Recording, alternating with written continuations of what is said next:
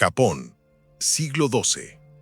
Mientras Europa levantaba sus castillos feudales, en el otro extremo del mundo nacía una casta de guerreros que definiría el destino de una nación durante 700 años.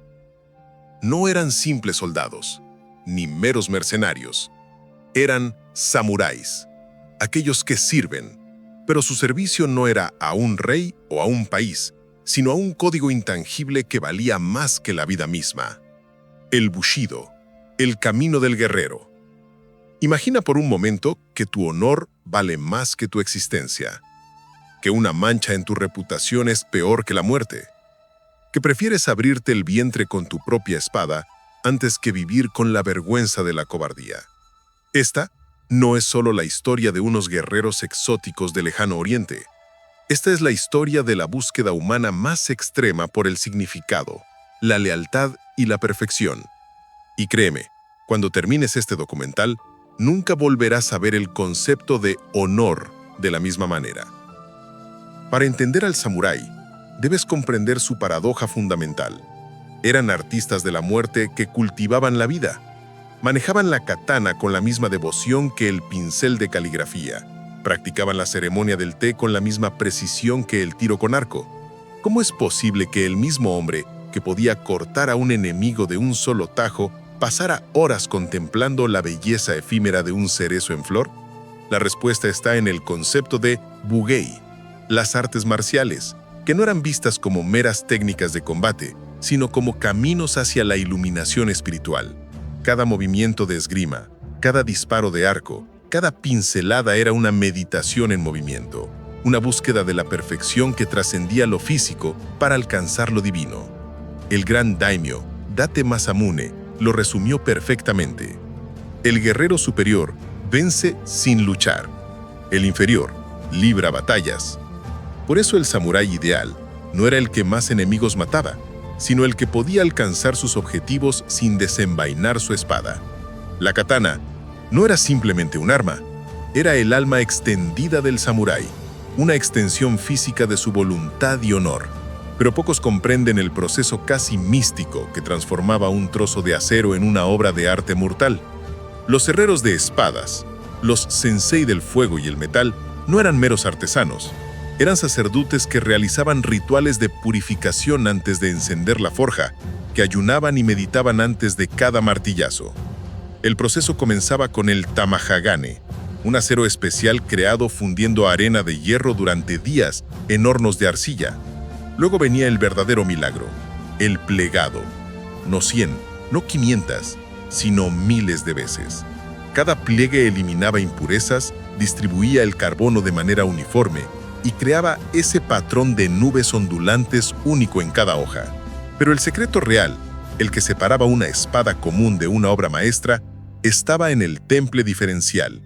El herrero cubría la hoja con arcilla, dejando el filo más delgado, y luego la calentaba al rojo vivo antes de sumergirla en agua.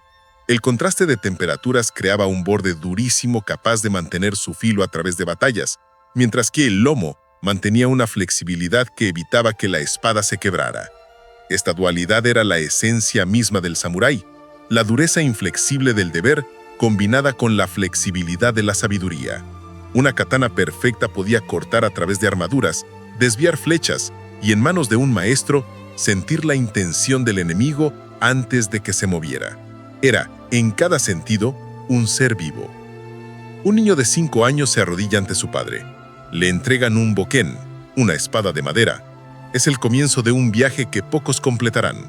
El entrenamiento samurái no era simplemente aprender a luchar. Era una reconfiguración completa de la psique humana. Comenzaban con el kendo, el camino de la espada, pero pronto descubrían que las artes marciales eran solo una pequeña parte. Aprendían kyujutsu, el arte del arco, practicando hasta que podían disparar con precisión mortal desde un caballo al galope. Estudiaban yabusame, el tiro con arco ecuestre, donde la precisión se mezclaba con la gracia del movimiento. Pero el verdadero infierno comenzaba con el jujutsu, las técnicas de combate cuerpo a cuerpo diseñadas para desarmar y matar a oponentes armados usando solo las manos. Los sensei no eran maestros compasivos, eran demoledores de debilidad. Golpeaban a los estudiantes que mostraban dolor, humillaban a los que fallaban y premiaban la frialdad emocional por encima de todo. El entrenamiento mental era igual de brutal. Meditación zen durante horas en posiciones dolorosas, lectura de poesía en medio del caos y la práctica constante del autodominio, hasta que el miedo se convertía en un concepto abstracto. A los 12 años, el niño que una vez lloró por un rasguño, ahora podía decapitar a un criminal condenado como parte de su entrenamiento. A los 15, su mirada ya no era humana. Había aprendido a ver a las personas no como seres, sino como combinaciones de ángulos mortales y puntos vulnerables. Este proceso creaba guerreros que podían calcular la trayectoria de una flecha en milisegundos, anticipar los movimientos del enemigo antes de que ocurrieran y tomar decisiones de vida o muerte con la tranquilidad de quien elige qué te tomar. El periodo Sengoku, la era de los estados en guerra, fue el crisol donde se forjó el alma de Japón. Durante 150 años, más de 200 daimios se enfrentaron en una danza mortal de traiciones, alianzas y batallas épicas. Imagina campos de batalla donde miles de samuráis chocaban como olas de acero y seda, donde el honor se medía en cabezas tomadas y el destino de provincias enteras pendía de un solo golpe de katana. En la batalla de Okehazama, un joven Oda Nobunaga, con solo 2.000 hombres, acrastó a un ejército de 25.000 mediante una audaz emboscada durante una tormenta. Fue el momento en el que nació el concepto del Rey Demonio, el hombre que comenzaría la unificación de Japón. Pero la batalla que definiría el destino de la nación ocurriría décadas después en Sekigahara. 200.000 hombres se enfrentaron en la niebla matutina, el ejército del este contra del oeste, el futuro de Japón balanceándose en la punta de cada lanza. Lo que comenzó como una lucha de lealtades se convirtió en el mayor acto de traición de la historia japonesa cuando Kobakawa Hideaki cambió de bando en el momento crucial. 40.000 almas perecieron aquel día, pero el verdadero costo fue la muerte del honor puro. A partir de Sekigahara, la lealtad ya nunca sería absoluta. Siempre estaría teñida por el pragmatismo del poder. Sin embargo, en medio de esta carnicería, surgieron historias de heroísmo tan sobrehumano que parecían mitos, como la del samurái de los 6 escudos, que defendió un puente solo contra un ejército completo, recibiendo tantas flechas que su cuerpo no podía caer, o los 47 Ronin, que esperaron 2 años para vengar a su maestro, demostrando que la paciencia podía ser más letal que la furia inmediata. Estas batallas no eran solo conflictos por territorio, eran el teatro donde se representaba el drama eterno entre el deber y la ambición, entre la lealtad y la supervivencia. 7 virtudes, 7 pilares que sostenían un universo moral completo. El Bushido no era simplemente un código militar, era una cosmovisión que impregnaba cada aspecto de la existencia samurái. La justicia, el coraje, la compasión, el respeto, la honestidad, la lealtad absoluta. Pero estos no eran conceptos abstractos, eran herramientas de supervivencia en un mundo donde un error de etiqueta podía costarte la cabeza. El coraje no significaba ausencia de miedo, sino acción a pesar del miedo. La compasión no era debilidad, sino la fuerza para ser misericordioso cuando la crueldad sería más fácil. El respeto no era sumisión, sino el reconocimiento del valor inherente en cada ser. Pero la virtud más sagrada, la que definía la esencia misma del samurái, era la lealtad. No una lealtad condicional o temporal, sino una devoción absoluta que trascendía la razón y el interés personal. Esta lealtad encontraba su expresión más extrema en el seppuku, el ritual de suicidio que demostraba hasta qué punto un samurái valoraba su honor por encima de su vida. El proceso era meticuloso: baño de purificación, vestida blanca de muerte, poema de despedida escrito con pincel tembloroso. Luego, ante testigos, el samurái se abría el vientre con un corte perfecto de izquierda a derecha, demostrando que su espíritu era tan puro que sus entrañas no albergaban oscuridad. En ese momento de agonía suprema, su kaishakunin, su segundo, lo decapitaba con un golpe perfecto que dejaba un colgajo de piel para que la cabeza no rodara. Morir bien era tan importante como vivir bien. Este código, aparentemente extremo, creó a hombres capaces de hazañas que desafiaban la comprensión humana. Hombres que podían meditar durante días sin moverse, escribir poesía inmaculada momentos antes de la batalla y enfrentar la muerte con una sonrisa serena. El Bushido era el marco que convertía a mortales comunes en leyendas vivientes. El año 1853 marcó el principio del fin para los samuráis, aunque pocos lo comprendieron en ese momento. 4 barcos negros estadounidenses, comandados por el comodoro Matthew Perry, aparecieron en la bahía de Edo como fantasmas del futuro. Estos monstruos de hierro, impulsados por vapor y armados con cañones que podían destruir fortalezas a kilómetros de distancia, representaban una amenaza que ninguna katana podía parar. Japón se enfrentaba a su momento más decisivo: abrirse al mundo y perder su esencia, o mantenerse cerrado y enfrentar la aniquilación. Lo que siguió fue una guerra civil que desgarró el alma de la nación. En un bando, los shogunatos Tokugawa, que habían gobernado durante 250 años con el hierro de las espadas y la sabiduría del Bushido. En el otro, el emperador Meiji y sus modernizadores, que entendían que Japón debía evolucionar o perecer.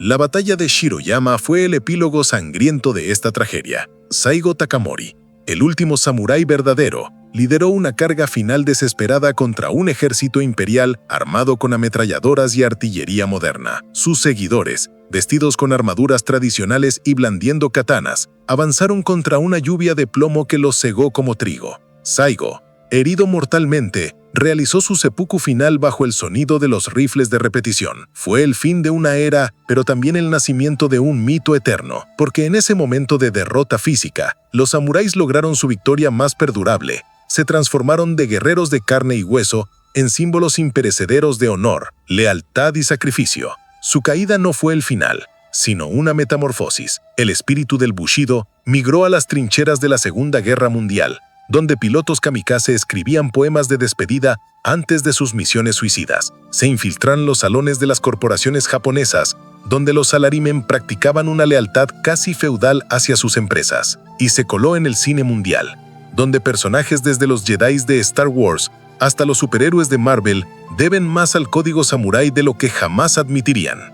El samurái como entidad física había muerto, pero como arquetipo universal acababa de nacer para la eternidad.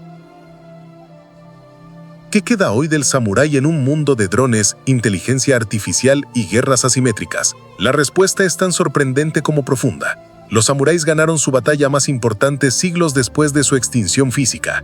Su código de honor se infiltró en el ADN cultural no solo de Japón, sino de la humanidad entera. Cuando un chef de sushi pasa 10 años aprendiendo a cocinar el arroz antes de tocar un pez, está practicando el Bushido a través de la búsqueda de la perfección. Cuando un ingeniero de Toyota trabaja hasta altas horas perfeccionando un proceso que ahorra medio segundo en la línea de producción, está honrando el espíritu samurái de mejora continua. Cuando un artista marcial entrena durante décadas para dominar un solo movimiento, está siguiendo el camino del guerrero. Pero la influencia va mucho más allá de las tradiciones japonesas. En Silicon Valley, emprendedores estudian el libro de los 5 anillos de Miyamoto Musashi para aplicar estrategias samuráis en el mundo de las startups. En Wall Street, traders analizan las tácticas de los grandes daimyos para anticipar movimientos del mercado. Y en cada dojo del mundo, millones de personas buscan no solo dominar técnicas de combate, sino cultivar ese carácter imperturbable que definía al samurái ideal. La lección más profunda que nos dejaron no es cómo morir con honor, sino cómo vivir con propósito. En una era de compromisos morales, lealtades flexibles y verdades relativas, la figura del samurái se erige como un faro incómodo, pero necesario, que nos recuerda que algunas convicciones deben ser inquebrantables, que el honor no es negociable y que la excelencia no es un destino, sino un camino perpetuo. Su legado nos confronta con una pregunta fundamental. ¿Tenemos nosotros algo por lo que estaríamos dispuestos a morir? Porque en última instancia, solo aquellos que tienen algo por lo que morir tienen verdaderamente algo por lo que vivir. El samurái puede haber desaparecido como guerrero feudal, pero su espíritu sobrevive en cada persona que elige el camino difícil sobre el fácil, la verdad sobre la conveniencia, el honor sobre el beneficio. Después de este viaje a través de los siglos, después de haber presenciado el nacimiento, esplendor y ocaso de los guerreros más fascinantes de la historia, llega el momento de revelar el último secreto, la verdad fundamental que pocos comprenden sobre los samuráis. Su legado eterno no reside en sus katanas, ni en sus armaduras, ni siquiera en sus hazañas bélicas. El verdadero tesoro que nos dejaron es una lección atemporal sobre la naturaleza humana, que el carácter forjado a través de la disciplina puede trascender la muerte, que el honor cultivado en cada decisión cotidiana se convierte en un monumento más duradero que cualquier estatua de bronce, y que la lealtad a principios superiores transforma a personas comunes en leyendas inmortales. En nuestro mundo moderno, hiperconectado pero emocionalmente fragmentado, la figura del samurái nos confronta con preguntas incómodas pero necesarias. ¿A qué servimos realmente? ¿Qué código moral gobierna nuestras decisiones cuando nadie nos observa? ¿Tenemos la fortaleza mental para elegir el camino difícil cuando el fácil nos tienta? Los samuráis demostraron que la verdadera grandeza no se mide en batallas ganadas o territorios conquistados, sino en la coherencia inquebrantable entre pensamiento, palabra y acción. Su ejemplo nos desafía a construir nuestro propio Bushido personal, un código de conducta que nos guíe cuando las tormentas de la vida amenacen con quebrarnos, porque al final todos somos samuráis en el dojo de nuestra existencia, forjando nuestro carácter con cada elección, perfeccionando nuestro espíritu con cada desafío y escribiendo nuestro nombre en el pergamino de la historia con las acciones que realizamos cuando creemos que nadie nos mira. Ellos eligieron servir al honor por encima de todo. Nosotros, ¿a qué serviremos? Si este viaje al corazón del Bushido te ha resonado, si has sentido ese llamado a vivir con más propósito y honor, entonces necesitas unirte a nuestra comunidad ahora mismo, porque la próxima aventura que prepararemos te llevará a uno de los conflictos más brutales y decisivos del siglo XX, la Guerra Civil Española. Descubriremos cómo un país se desgarró en pedazos, cómo hermano luchó contra hermano y cómo las sombras de esa guerra aún proyectan su largo perfil sobre la España actual.